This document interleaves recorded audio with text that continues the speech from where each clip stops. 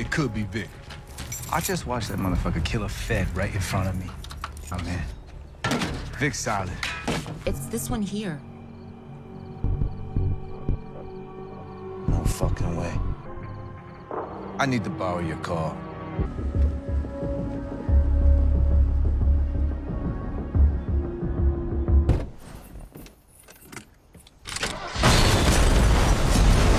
Miguel, no!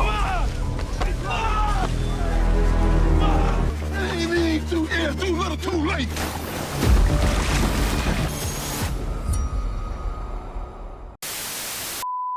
Welcome back, Top Notch Gang. We're here with another banger. Season 2, Episode 9 of Power Book Force just finished, and this episode was amazing. This was the calm before the storm. We got so much within this episode that popped off, but the shit that's gonna happen in Episode 10, I can't wait. So there's a lot we gotta dive into in this video. Of course, we gotta talk about Diamond. Yes, he drowned someone in this episode. We're gonna get into the details. We all made predictions of who it was. Of course, some of you guys was right, but we're gonna get to it when we get to it. We gotta talk about how Tommy now knows Vic is the snitch. Vic life is coming to an end. I can see it now. In Episode 10, Vic is going down. We gotta talk about the war between Miguel and Mirkivic. That popped off. This is the smartest Tommy has ever been. He's making so many moves. He's so many steps ahead of everyone. Tommy is on his shit right now. Like, y'all can hear how hype I am.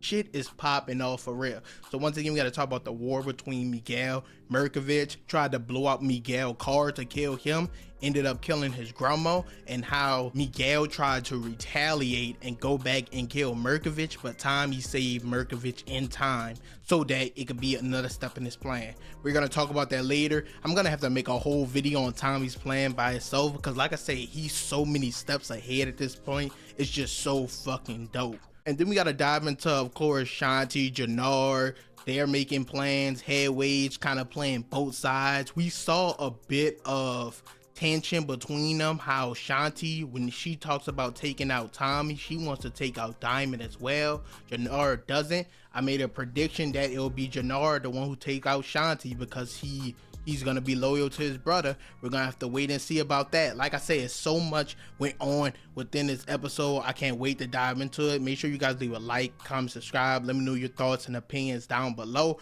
and be ready for an episode 10 trailer breakdown, more character depth predictions, because those gotta come. We're just gonna go ahead and dive into everything. Once again, leave a like, comment, subscribe, and let's get right into it. But first, we got to get into our boy Diamond. Now, we saw in episode 8, after the death of Leon, Diamond, he was out of it on a rampage. He was just drinking. He was literally in his chair with drugs and money all over the floor. And Leon's dad, Jamal, went and told Diamond's parole officer that Diamond was still dealing drugs because he blamed Diamond for Leon dying. Due to this, Diamond's parole officer went back to his barbershop, found him with the money and drugs below him, and Diamond had to get rid of his ass, straight slashed his throat. And we saw at the beginning of this episode, I said this was gonna be the very first scene. It was Tommy and Diamond burying him with the shovels, leaving the scene. And then in this episode, my dude Diamond wanted revenge. He went and visited Leon's mom, and the nigga Jamal was there talking big shit, talking about Diamond's going down sooner or later, basically giving him the hint that he snitched on him. So in this episode, Diamond told Janard, hey, go get that nigga. I know who snitched. And they go get him, take him to the beach, and they're about to take him out. And you guys was right. I want to say I was wrong. I said this was going to be Leon's murderer who Diamond drowned. It was Jamal for Jamal snitching on him. Straight dragged that nigga into the water, started drowning his ass, and left him there. Shit was crazy. I do want to say, though, Diamond is still looking for Leon's killer. That's going to play a big part in episode 10. And we got some information from Janard that apparently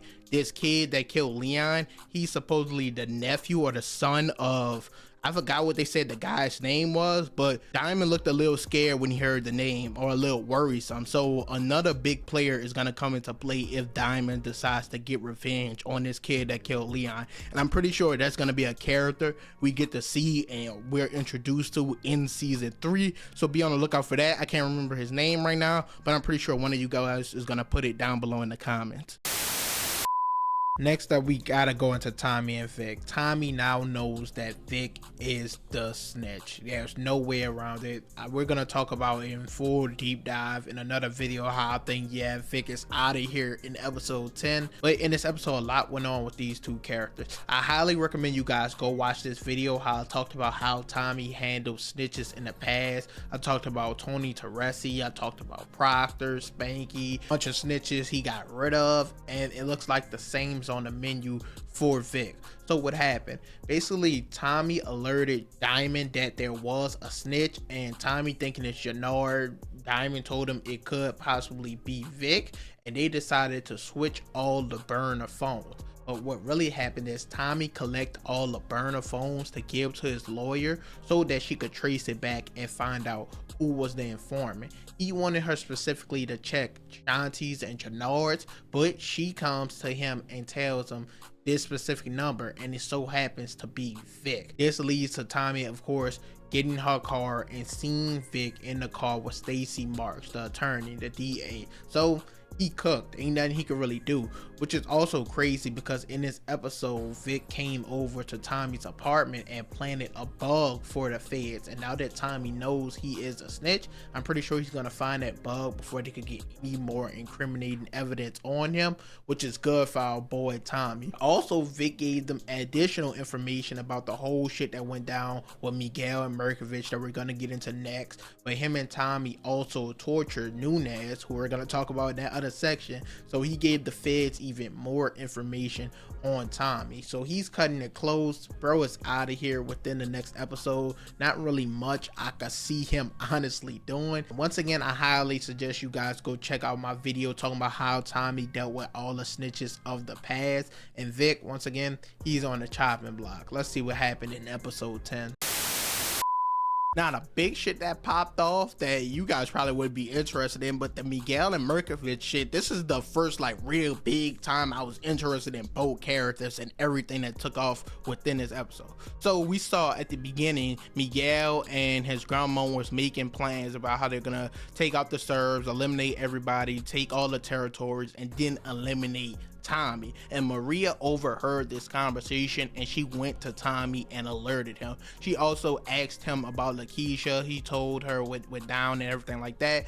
That's another video for another day. But she told Tommy she's basically on his side. She wants to be with Tommy is fuck Miguel. And he gave his grandma the keys to his car to leave, and the car fucking blew up. Miguel has a snitch within his organization, Nunez. Now, Nunez was paid by Mirkivic within this episode to blow Miguel's car up to kill Miguel, but it ended up killing the grandma. So due to this, knowing it was the Serbs, Miguel decided he wanted to strike back, go to Mirkivic's restaurant and kill all them niggas. But Tommy had his own plans into place.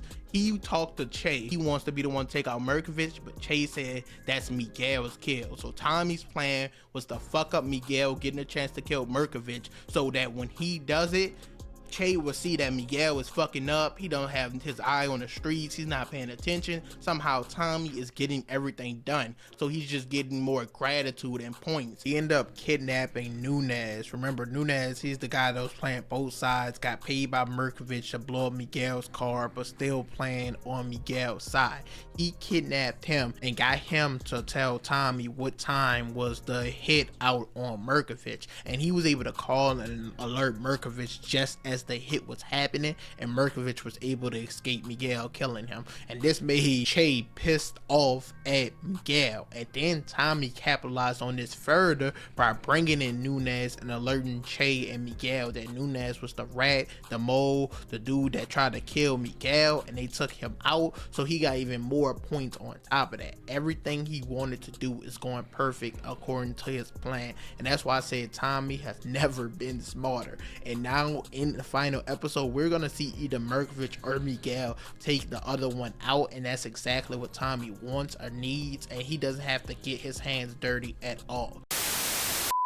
We see the tension finally growing between Janard and Shanti, as she says she wants to take out Tommy and Diamond, like both of them. And Janard is letting her know, nah, he's not really saying like that's my brother, we're not killing him. He's trying to play it off like he's being strategic, but he doesn't want to kill his brother. And I told you guys in an earlier video that was going to come into play and cause a strain in their relationship, and it looks like it's starting right here. They also decided to keep working with Claudia, but they said they're going to cut her off at the knees. Shanti actually goes and alerts Tommy everything that's going on with Claudia and the Serves. They're aligning with some guys from Detroit. I believe it was called the Marquez Cartel, I believe it was called. My mistake if I was wrong, but something like that. Claudia aligning with them, and they seem to be big players and big hitters, even bigger than the Serves, Miguel, anyone. And that was my prediction from the very beginning, since season 1, seeing Claudia get more gritty and dirty, that she was going to be the main villain against everyone in season 3, the person that everyone has to take down, because they're saying she's going to be invincible basically once she's aligned with this cartel. But I think at this point, at the end of season 2, I think Shanti is finally gonna have to choose a side. Janard's finally got to choose a side, whether it's with Diamond or Shanti. I think Claudia will get this deal done with this cartel. She always finds a way. She does whatever it takes. We're just gonna have to see how it plays out. But overall, that's it for this video. You guys let me know if I left anything out. Just so much went on within this episode. I can't wait for episode 10. I can't wait to dive into the trailers, everything.